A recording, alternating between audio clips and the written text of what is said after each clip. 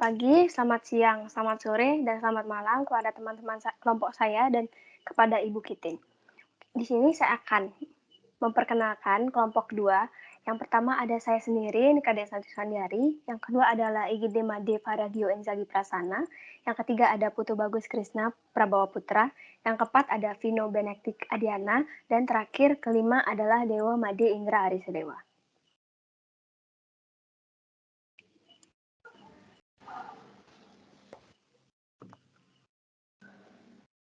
Tujuan Kokua adalah menyediakan jasa konsultan bagi para pelaku UMKM. Tujuannya untuk membantu mereka dalam pengembangan usaha dan kesempatan dalam berbisnis. Karena kami melihat banyak sekali para pelaku UMKM tidak memiliki pengalaman yang cukup untuk menjalankan bisnis. Sehingga bisnis UMKM yang tutup karena kurangnya ilmu dalam berbisnis. Oleh karena itu, di sini ingin mengajak ataupun membantu mereka dalam menjalankan bisnis mereka, apalagi di masa pandemi ini. Next. Visi dan misi dari Kokua. Visi menjadi sebuah perusahaan penyedia jasa konsultasi yang dapat membantu dan dipercaya untuk memberikan solusi bagi pelaku UMKM. Misinya adalah menjadikan Kokua sebagai startup ekonomi yang stabil dan elastis, meningkatkan efektivitas Kokua sebagai wadah komunikasi dan koordinasi antar pelaku UMKM, lalu meningkatkan profesionalitas dan kompetensi, mewujudkan dan menjaga marwah usaha jasa konsultan, dan menciptakan inovasi yang bermanfaat untuk pelaku UMKM. Next. Baik, terima kasih. Selanjutnya kita akan membahas masalah-masalah apa aja sih yang ada dalam startup ini. Nah, di mana perkembangan bisnis startup Indonesia berkembang cukup pesat. Sekarang ini terdapat setidaknya lebih dari 900 startup lokal yang ada di Indonesia. Potensi pengguna internet Indonesia itu semakin naik dari tahun ke tahun. Tentunya merupakan suatu lahan yang basah untuk mendirikan sebuah startup. Selain itu, perkembangan teknologi memberikan banyak pengaruh pada kehidupan manusia, baik itu secara positif maupun negatif. Nah, adapun masalah yang dihadapi seperti minimnya pengembangan dan peluang usaha UMKM dalam negeri. Mengapa dapat dikatakan demikian? Karena kapasitas manajemen dan sumber daya manusia atau SDM yang rendah dan terbatas. Selain itu, SDM dengan kualitas rendah tentu akan mendatangkan banyak kendala, sehingga membuat UMKM sulit berkembang dan menyebabkan minimnya peluang. Adapun permasalahan kedua yaitu seperti Kokua mengalami kesulitan dalam mencari dana untuk modal usaha. Hal ini karena Kokua sendiri belum memiliki rekam jejak operasi dan kesuksesan dalam menjalankan bisnis. Selain itu, kurangnya kepercayaan dari masyarakat. Next. Nah, di mana kali ini kita akan menjelaskan berbagai solusi yang kita ambil dalam menangani permasalahan yang ada.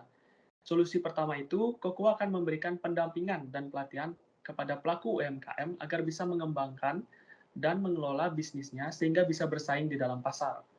Nah, dalam mengimplementasikan hal tersebut, Kokua akan mengadakan 2-3 kali meet online dengan para pelaku UMKM secara gratis. Ini dilakukan agar pelaku UMKM mengerti apa sih tujuan Kokua ini. Nah, dengan mengetahui tujuan startup Kokua ini, akan lebih mudah bagi para UMKM untuk konsultasi, baik itu konsultasi mengenai bisnis maupun konsultasi mengenai finansial. Solusi kedua itu, Kokua akan mencari investor dengan tujuan untuk mendanai startup ini. Adapun langkah-langkah yang dilakukan seperti mengajukan proposal. Nah, di mana proposal berperan sebagai jembatan antara perusahaan untuk mencari tambahan modal melalui investor. Kedua, kita akan mempresentasikan proposal tersebut semenarik mungkin. Tujuannya adalah untuk membentuk kepercayaan investor terhadap startup Kokua ini. Yang ketiga, membuat strategi usaha. Di mana semakin matang strategi usaha, maka semakin mudah investor memberikan tambahan modal. Dan yang terakhir atau yang keempat itu membuat laporan keuangan yang benar. Nah, di mana jika laporan keuangan Kokua menunjukkan profit yang cukup menjanjikan, maka calon investor pun dijamin akan lebih mudah tertarik. Selanjutnya ada solusi ketiga, di mana solusi ini lebih menekankan bagaimana menarik kepercayaan masyarakat terhadap Kokua ini. Seperti memaksimalkan media sosial. Memaksimalkan itu bukan hanya untuk promosi saja, tetapi juga menjadi rahasia efektif dalam menjaring pelanggan baru serta menyapa para pelanggan setia. Untuk menjaring lebih banyak pelanggan, itu dapat memperluas jaringan dengan memanfaatkan berbagai media sosial. Selain itu, Kokua akan memberikan diskon atau giveaway, di mana Kokua ini akan memanfaatkan waktu tertentu untuk memberikan diskon dan giveaway. Misalnya nih, seperti HUT RI, setelah itu hari anniversary startup, hari UMKM nasional, dan hari lainnya. Dengan memberikan diskon dan giveaway ini, secara tidak langsung akan menarik perhatian masyarakat dan dapat juga menjaring pelanggan baru serta mempertahankan pelanggan yang lama. Sekian dari saya, selanjutnya akan dilanjutkan oleh teman saya.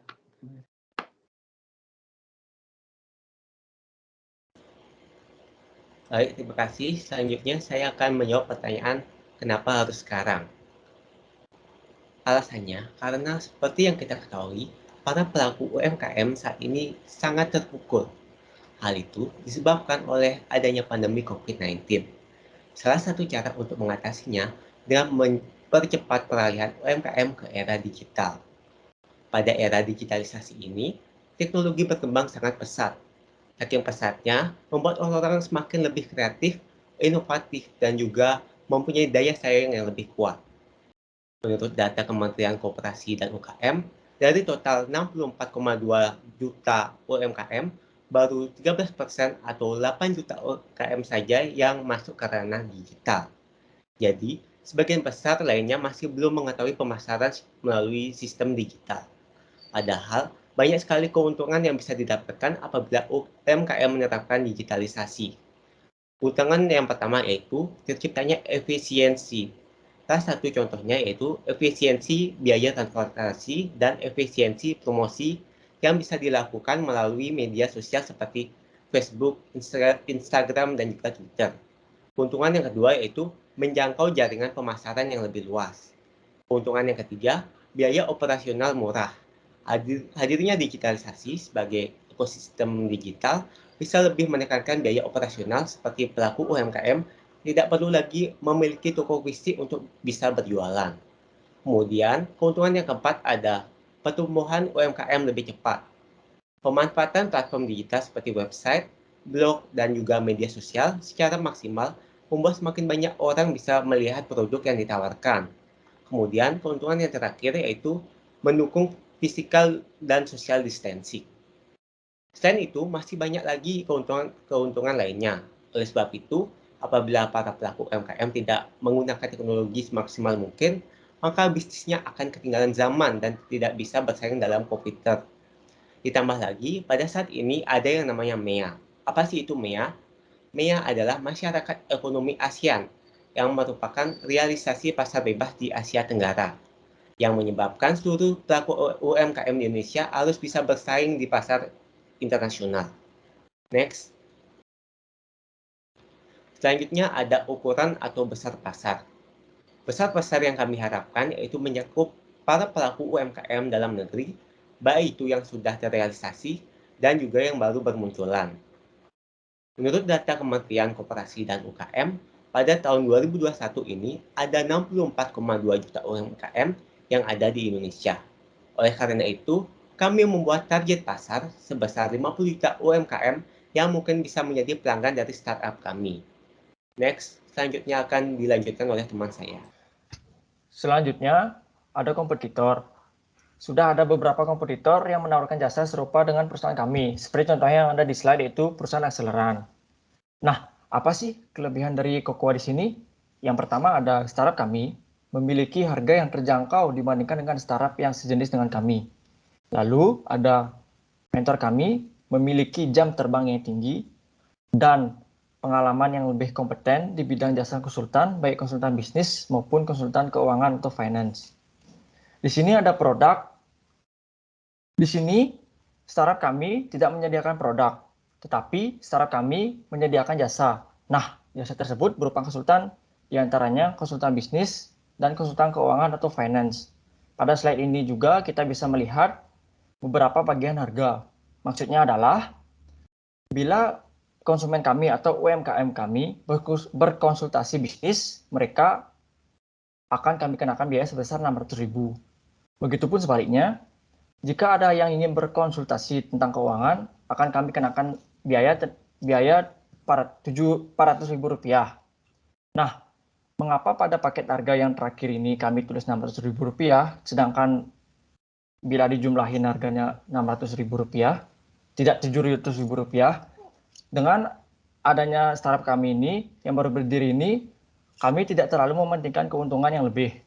Tetapi startup kami lebih membangun kepercayaan kepada pelanggan atau pelaku UMKM dalam negeri kami yang memakai jasa kami, dan dengan adanya banyak investor di startup kami bisa memberikan feedback kepada pelanggan kami berupa biaya diskon sebesar Rp100.000 setiap konsultasi, dan dengan bantuan investor kita bisa saling membangun dan membesarkan startup kami. Selanjutnya akan dilanjutkan oleh Saudara Santi. Oke, terima kasih Dewendra. Selanjutnya adalah modal bisnis. Nah, startup kami ini mengenakan biaya kepada setiap pelaku UMKM yang berkonsultasi dengan startup kami.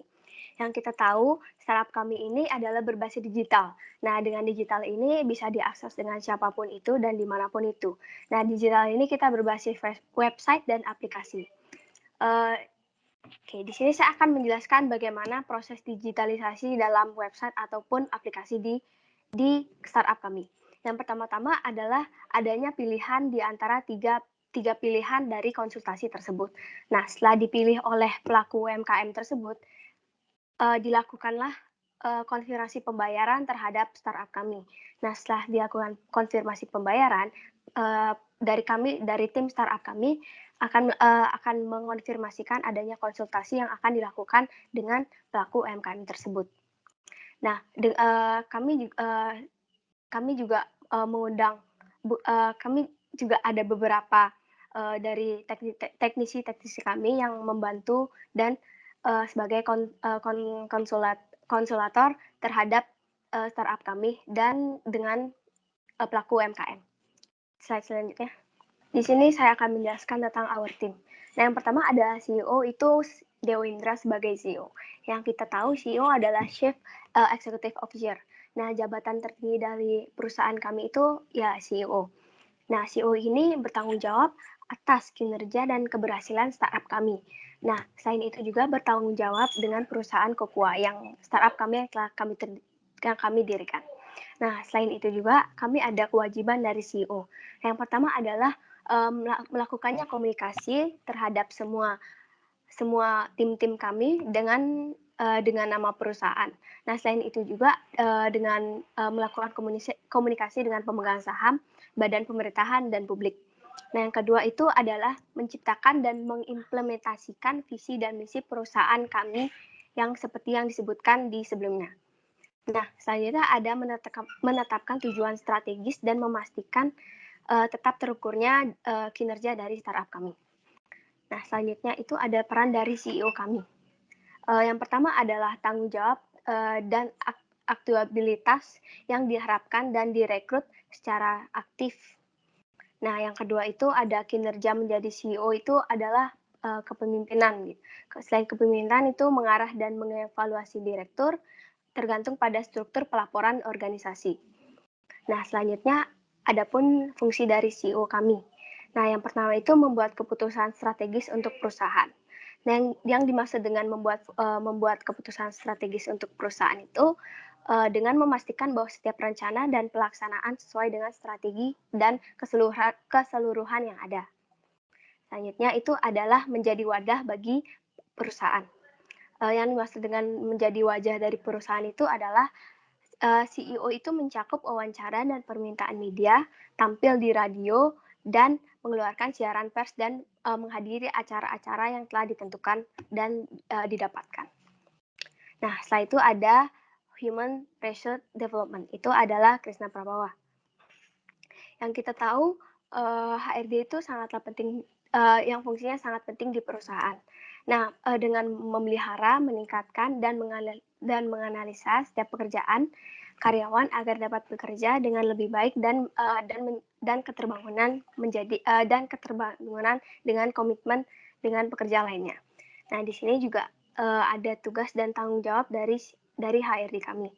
Nah, yang pertama adalah memberikan kompensasi dan perlindungan di setiap karyawan. Nah, setelah itu ada mengevaluasi tingkat kehadiran dari karyawan. Nah, yang ketiga, bertanggung jawab untuk open recruitment dan seleksi calon dari pekerja kami. Nah, di sini itu kita juga punya dari seleksi kandidat yang berpotensi dan sesuai kualifikasi dari startup kami. Nah, yang kedua itu, dan selanjutnya bertugas untuk mengembangkan dan memberikan pelatihan kepada karyawan. Nah, setelah itu ada IT development. Nah, di sini Varigio sebagai IT development. Nah, yang kita tahu IT development itu adalah suatu teknologi yang digunakan untuk mengolah data, termasuk memproses, mendapatkan, menyusun, dan memanipulasi data dalam berbagai cara untuk menghasilkan informasi yang berkualitas. Nah, di sini juga terdapat fungsi dari teknologi, yaitu yang pertama ada menangkap atau capture. Nah, menangkap ini dapat diartikan sebagai menginput. Nah, misalkan menginput atau menerima dari mic, keyboard, scanner, dan lain-lainnya. Nah, yang kedua ada pengelolaan atau processing. Nah, mengolah atau memproses dan memasukkan yang diterima untuk menjadi informasi. Nah, mengolah ini berupa mengkonversi, menganalisa, dan menghitung atau kalkulasi. Nah, yang ketiga ada menghasilkan atau generation. Nah, menghasilkan atau mengkoordinasikan informasi ke dalam bentuk yang berguna atau laporan yang ada. Selanjutnya, yang keempat ada penyimpanan atau storage. Merekam atau menyimpan data informasi dari suatu media yang dapat digunakan untuk keperluan lainnya. Contoh menyimpan hard disk, flash disk, tape, atau lain-lainnya. Nah, yang kelima itu ada mencari kembali atau retrial. Dengan ini kami dapat menelusuri dan mendapatkan informasi atau mengcopy data information yang sudah tersimpan. Nah, misalkan itu mencari data penjualan yang sudah disimpan dari tahun-tahun sebelumnya. Oke, selanjutnya itu bisa di next. Oke, selanjutnya marketing. Itu saya sendiri, Santi Sandari. Nah, yang kita tahu definisi dari marketing itu adalah kegiatan untuk memenuhi suatu kebutuhan dan kepuasan konsumen, baik itu secara memproduksi, kemudian memberikan harga yang mempromosikan kepada konsumen sehingga terjadinya penjualan. Nah, yang kita tahu juga ada fungsi marketing nih dalam startup kami. Nah, yang pertama itu fungsi pertukaran. Dalam dunia marketing itu konsumen dapat bebas untuk memilih produk yang dia inginkan gitu. Jadi marketing ini bisa menukarkan dengan uang ataupun menukarkan produk dengan produk yang digunakan sendiri ataupun yang akan dijual kembali. Nah, yang kedua ada fungsi distribusi fisik. Nah, fungsi distribusi ini dilakukan dengan cara memindahkan jasa dengan mengangkut dan dengan produk dengan jasa-jasa finance kita yang lainnya.